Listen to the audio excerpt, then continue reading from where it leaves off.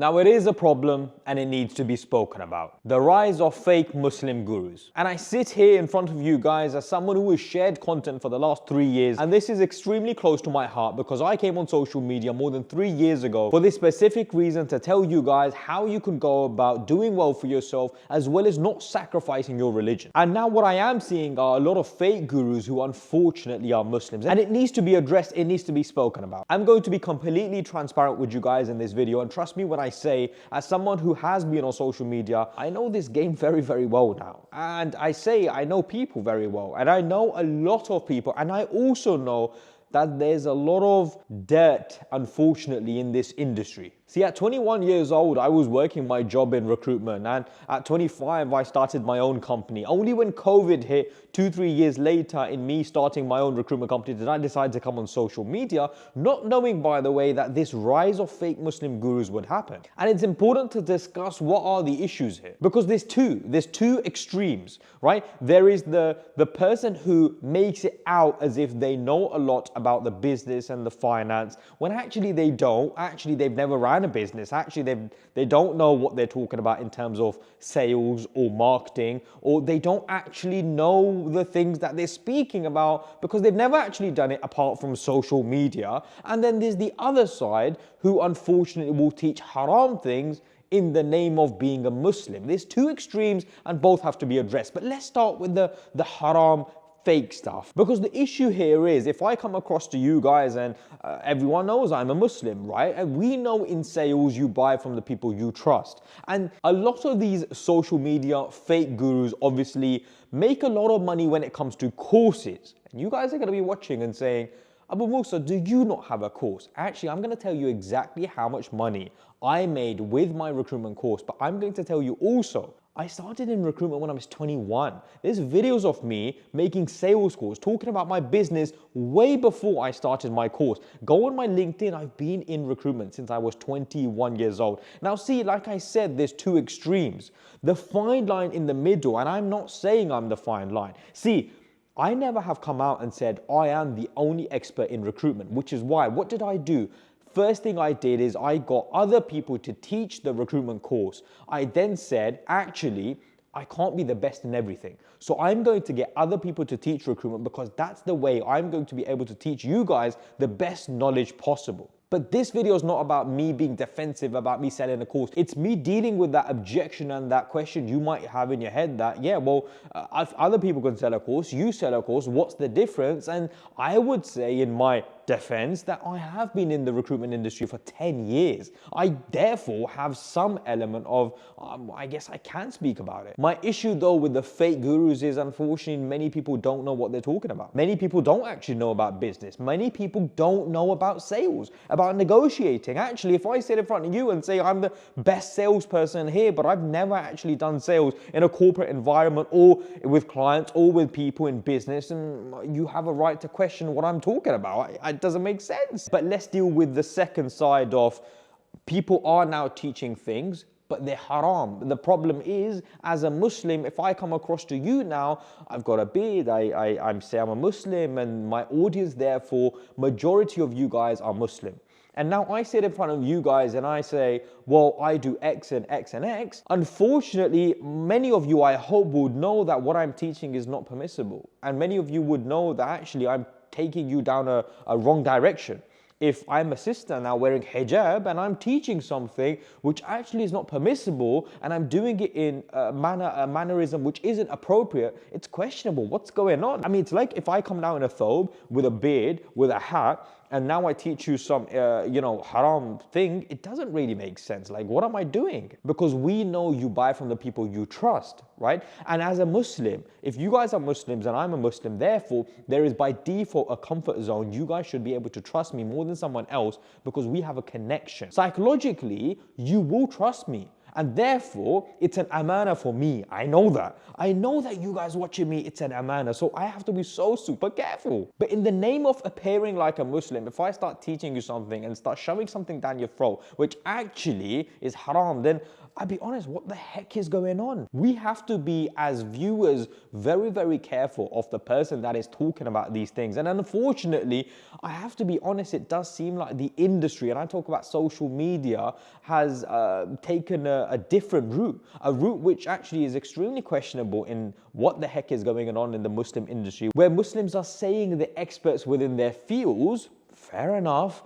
But we're not really seeing how they're making money from what they're saying they're making money from. Like, if I teach you recruitment, guys, and in month 1, and I'm going to tell you how much money I made from the course and why this is actually a real problem, you guys will understand, because I've taught a course and I've sold a course, and therefore I know how much money you can make. And I also have started a business, as in my own recruitment company, and therefore I know how difficult it can be and how much effort you have to put in. The biggest problem I would say here is teaching something which is haram. That is a big, big no-no, because obviously now you're aiding in the haram, you're part of that, and now as a Muslim, it's a problem. But the other issue now is you are teaching something you haven't actually made money from, you don't do yourself, you never did it before, and you'll be surprised, some of these guys who actually are teaching haram have never made money from what they say they made money from. I know many examples. And like I said, the other issue being, if you haven't actually ever done what you're saying you've done, if you now are saying, for example, and by the way, this isn't to anyone specific, that you've started a social media marketing company, but you've never made money in social media marketing, but you're teaching people how to start a social media marketing company, what the heck is going on? And another example being, if someone now is teaching you sales or how to do cold calling, but they haven't themselves done sales or cold calling in an environment which, to be fair, you would do sales and cold calling, right? Not where you're calling your boy or calling your parents and doing sales and cold calling. So again, to reiterate, there's two problems here. There are a group where the things that are being taught are haram, the way that they're being taught are questionable, to say the least. Then there's a group which are talking about things that they've never done, a group which are talking about things they don't actually know about, teaching things that actually they're not in the right place to be teaching about. And this is actually, I'm talking about from a dunya avenue. I'll be honest with you, I can talk from a dunya avenue. This isn't really to do with an Islamic perspective, because that is way above my league. But you see, when you start talking about the dunya, I can question you guys, because I've been in the industry where I can measure whether someone knows something or not. I am able to measure that. But before I tell you how much money I made in the recruitment course and why I think this is a bigger issue and why you guys will understand this as an issue, let me tell you some of the ways you will know that the person, when you see them on social media, when you see them on TikTok, on Instagram, on YouTube, however, wherever you see them, how to know whether that person is genuine or not. I would definitely look at their social media content and see, are they actually sharing benefits? Like, do they actually teach you something where you're like, good point, I didn't know that. Are they, or is it where someone's standing in front of a penthouse, for example, how do you know that guy actually knows what they're talking about? I think if someone on social media is actually sharing good content in terms of they're teaching you something, even if they're getting 500 views, but they're teaching you how to do something, how to, sell a camera, how to build a house, how to, buy a sofa and sell it, whatever it might well be, and whatever their social media is about, whatever, maybe they want to teach you something, but have they actually given good content which you have learned from? If the answer to that is yes, I think that's a step towards the right direction. Then we can measure the fact that, has this person actually done what they're saying they've done? Have they actually made money from what they're saying they have? I mean, a lot of people will just say they have. And even the Muslims will tell you they've made money from the things they're saying they've made money from. But actually, you know what? It's course sales. They're making money from selling courses and selling, mentorships and selling programs. I know that. And I'll tell you how I know that. Because I started my recruitment company when I was 25 years old. And after 6 months, I was making £20,000 a month. And that was a big accomplishment. I felt like, we really achieved something. And we made that month 6, month 7, month 8. And continued, alhamdulillah, shukr to Allah Azza wa Jal, we continued to do well. I came on the social media scene, I think it was about 2020 COVID basically. 2 years later, content uploaded for a year and a half to 2 years, and people started asking me, well, how do you start a recruitment company? How do you start a recruitment company? And that is why I started a course in January or December or January 2022 on how to start a recruitment company. Now, when I started that course, month one, we made £20,000. Month two, we made £20,000. After that, it slowed down, right? And a big reason for that was I just didn't want to market it. I actually, if any of you guys know, I was sharing a link. There was no in-your-face stuff. There was not, I was like, guys, there's a recruitment course. If you guys want to buy it, you want to buy it. That is when I realized, wow, there is so much money being made by influencers in this scene. And that is exactly why people are telling you to do this and buy this and do this and you'll make loads of money, etc., etc., etc. And by the way, you guys are being but that's, you teach us how to start a recruitment course. 100%. There is a recruitment course, which by the way is closed right now, but guess what? Like I said again, I have paid experts to teach you exactly how to start a recruitment company. I started my recruitment company when I was 25. I've been in recruitment since I was 21. I've known it for 10 years. Go on my LinkedIn, go on my social media content. See me doing sales calls myself, speaking to companies and clients. That is the difference. And so it is not to say that everyone is in the same pool. Let me reiterate that. It is not the same pool. It's in the middle. There is a very fine line. And unfortunately, and I say this in not a boastful way, and I say this in the most respectful way.